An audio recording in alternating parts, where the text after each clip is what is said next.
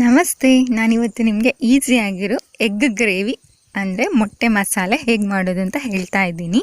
ಇದನ್ನ 10 ನಿಮಿಷದೊಳಗಡೆ ಮಾಡ್ಬೋದು. ತುಂಬ ಟೇಸ್ಟಿಯಾಗಿರುತ್ತೆ, ಸಿಹಿಯಾಗಿರುತ್ತೆ, ಖಾರ ಆಗಿರುತ್ತೆ, ಹಾಗೆ ಸ್ವಲ್ಪ ಖಾರ ಆಗಿ ಚೆನ್ನಾಗಿರುತ್ತೆ.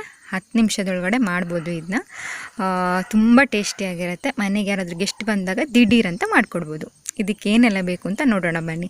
ಇದಕ್ಕೆ ಬೇಯಿಸ್ಕೊಂಡಿರೋ ಮೊಟ್ಟೆ 4, ಟೊಮೆಟೊ ಪ್ಯೂರಿ 2 ಟೊಮೆಟೊನ ಕಡ್ದಿಟ್ಕೊಂಡಿದ್ದೀನಿ, ಹಾಗೆ ಕೊತ್ತಂಬರಿ ಸೊಪ್ಪು, ಶುಂಠಿ ಸಣ್ಣದಾಗಿ ಪೀಸ್ ಮಾಡಿ ಇಟ್ಕೊಂಡಿದ್ದೀನಿ, ಕಾಯಿ ಮೆಣಸು 2ನ ಕಟ್ ಮಾಡಿ ಇಟ್ಕೊಂಡಿದ್ದೀನಿ, ಹಾಗೆ 1 ನೀರುಳ್ಳಿ ಬೇಕು, ಹಾಗೆ ಬೆಳ್ಳುಳ್ಳಿ ಬೇಕು. ಬೆಳ್ಳುಳ್ಳಿ ಒಂದು 5 ಬೆಳ್ಳುಳ್ಳಿನ ಸಣ್ಣದಾಗಿ ಕಟ್ ಮಾಡಿ ಇಟ್ಕೊಂಡಿದ್ದೀನಿ, ಸ್ವಲ್ಪ ಅರಿಶಿಣ, 2 ಚಮಚ ಕಡಲೆ ಹಿಟ್ಟು, ಹಾಗೆ 1 ಚಮಚ ಮೆಣಸಿನ ಪುಡಿ, 1 ಚಮಚ ಕಾಳು ಮೆಣಸಿನ ಪುಡಿ, ಹಾಗೆ ಜೀರಿಗೆ ಪುಡಿ ಇದ್ದರೆ ಹಾಗೂ ಧನಿಯಾ ಪುಡಿ ಇದ್ದರೆ 1 ಚಮಚ ಹಾಕಿದರೆ ಚೆನ್ನಾಗಾಗುತ್ತೆ. ಇವಾಗ ಒಂದು ಪಾತ್ರೆಗೆ ಎಣ್ಣೆ ಹಾಕ್ಕೊಳ್ಳೋಣ. ಎಣ್ಣೆ ಹಾಕ್ಕೊಂಡು ಎಣ್ಣೆ ಕಾದ್ಮೇಲೆ ಸ್ವಲ್ಪ ಸಾಸಿವೆ ಹಾಕ್ಕೊಳ್ಳೋಣ,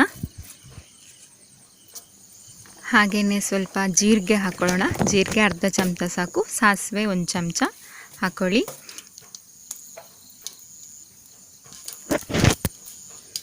ಸಾಸಿವೆ ಹಾಕ್ಕೊತಿದ್ದೀನಿ, ಜೀರಿಗೆ ಹಾಕ್ಕೊಳ್ತಿದ್ದೀನಿ. ಇದು ಬಿಸಿ ಆದಮೇಲೆ ಈರುಳ್ಳಿ ಹಾಕ್ಕೊಳ್ಳೋಣ.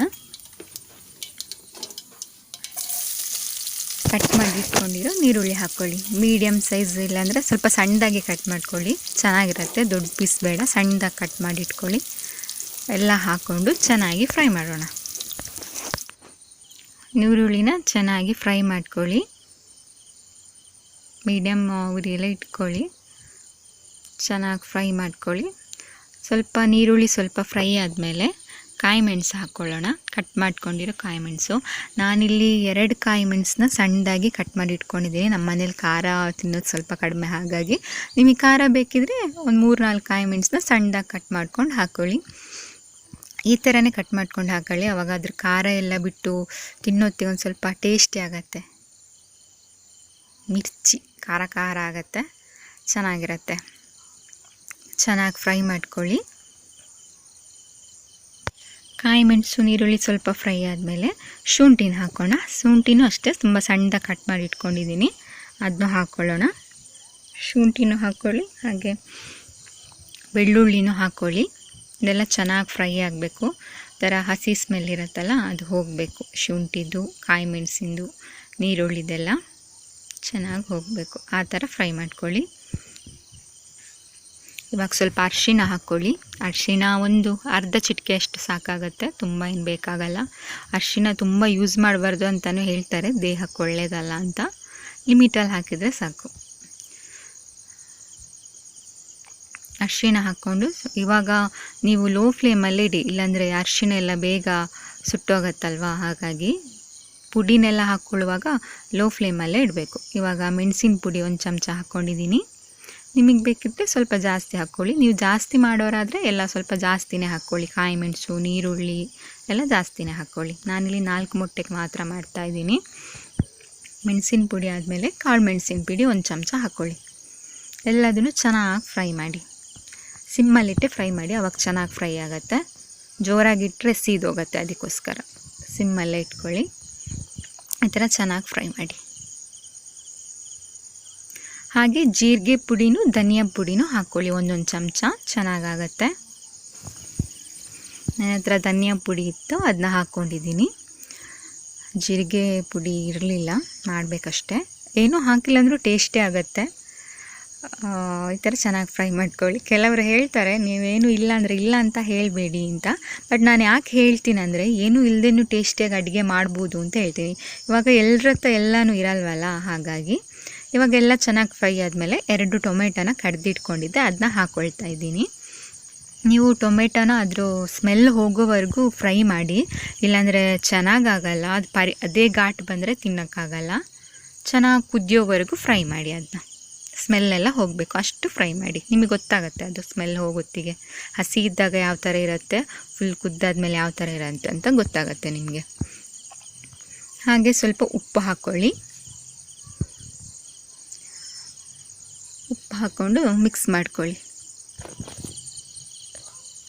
ಇವಾಗ ಮುಚ್ಚಳ ಬಿಟ್ಟು ಸ್ವಲ್ಪ ಹೊತ್ತು ಮುಚ್ಚಳ ಮುಚ್ಚಿ ಸ್ವಲ್ಪ ಹೊತ್ತು ಕುದಿಯೋಕೆ ಬಿಡೋಣ.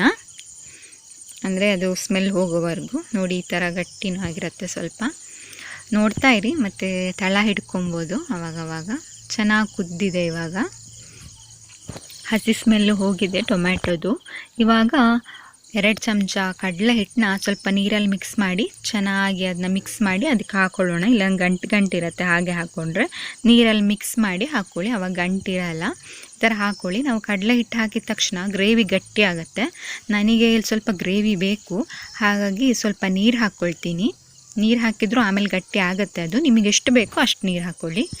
ನಾನು ಇದು ನೈಟ್ ಊಟಕ್ಕೆ ಇದನ್ನೇ ಮಾಡ್ತಿರೋದು, ಹಾಗಾಗಿ ಸ್ವಲ್ಪ ನೀರು ಹಾಕ್ಕೊಳ್ತೀನಿ. ನೀವು ಎಷ್ಟು ನೀರು ಬೇಕೋ ಅಷ್ಟು ಹಾಕ್ಕೊಳ್ಳಿ. ಕಡಲೆ ಹಿಟ್ಟು ಹಾಕಿರೋದ್ರಿಂದ ಗಟ್ಟಿ ಆಗುತ್ತೆ ಗ್ರೇವಿ. ಕಡಲೆ ಹಿಟ್ಟು ನೀರೆಲ್ಲ ಹಾಕ್ಕೊಂಡು ಈ ಥರ ಚೆನ್ನಾಗಿ ಮಿಕ್ಸ್ ಮಾಡಿ ಅದನ್ನ ಕುದಿಯೋಕ್ಬಿಡಿ. ಚೆನ್ನಾಗಿ ಮಿಕ್ಸ್ ಮಾಡಿಕೊಂಡು ಕುದಿಯೋಕ್ಬಿಡಿ. ನಾನು ಇದಕ್ಕೆ ಸ್ವಲ್ಪ ಬಿರಿಯಾನಿ ಪೌಡ್ರ್ ಹಾಕ್ತಿದ್ದೀನಿ, 1 ಚಮಚ ಚಿಕನ್ ಬಿರಿಯಾನಿ ಪೌಡ್ರು, ಟೇಸ್ಟ್ ಚೆನ್ನಾಗಿರಲಿ ಅಂತ. ನಿಮ್ಮ ಹತ್ರ ಇದ್ದರೆ ನೀವು ಹಾಕ್ಕೊಳ್ಳಿ, ಇಲ್ಲಾಂದರೆ ಪರವಾಗಿಲ್ಲ.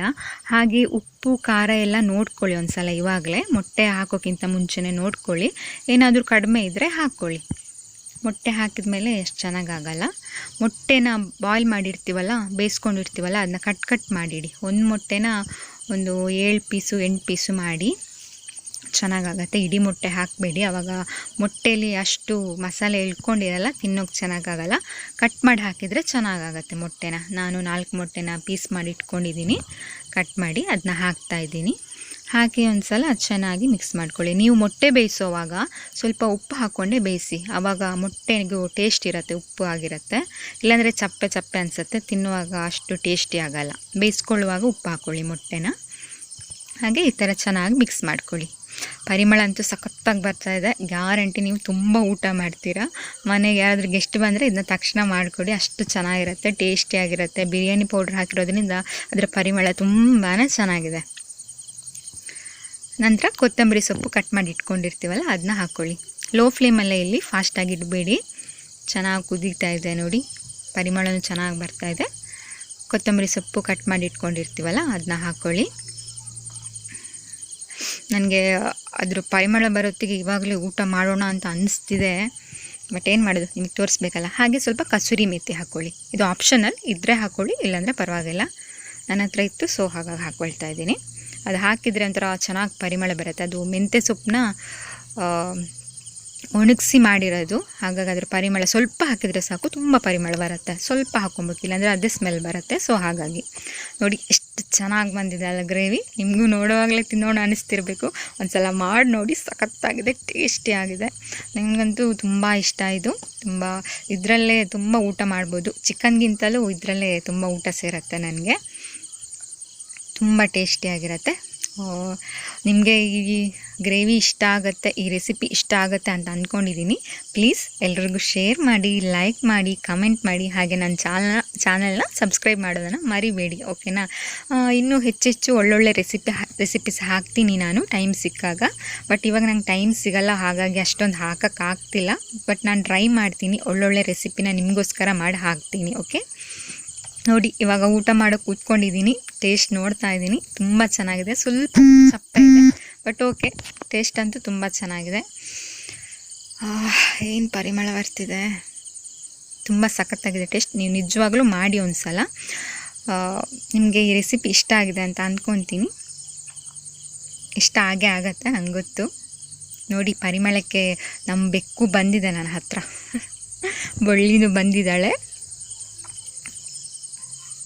ಅದಕ್ಕೂ ಬೇಕು ಅನಿಸುತ್ತೆ, ಅಷ್ಟು ಚೆನ್ನಾಗಿ ಪರಿಮಳ ಬರ್ತಿದೆ. ನೋಡಿದ್ರಲ್ಲ ಫ್ರೆಂಡ್, ಬಾಯ್ಲ್ಡ್ ಎಗ್ ಗ್ರೇವಿ ನಿಮ್ಗೆ ಇಷ್ಟ ಆಗಿದೆ ಅಂದ್ಕೊಳ್ತೀನಿ. ಪ್ಲೀಸ್ ಎಲ್ರಿಗೂ ಶೇರ್ ಮಾಡಿ, ಓಕೆನಾ? ಓಕೆ, ಇನ್ನೊಂದು ಸಲ ಸಿಗೋಣ. ಬಾಯ್, ಟೇಕ್ ಕೇರ್.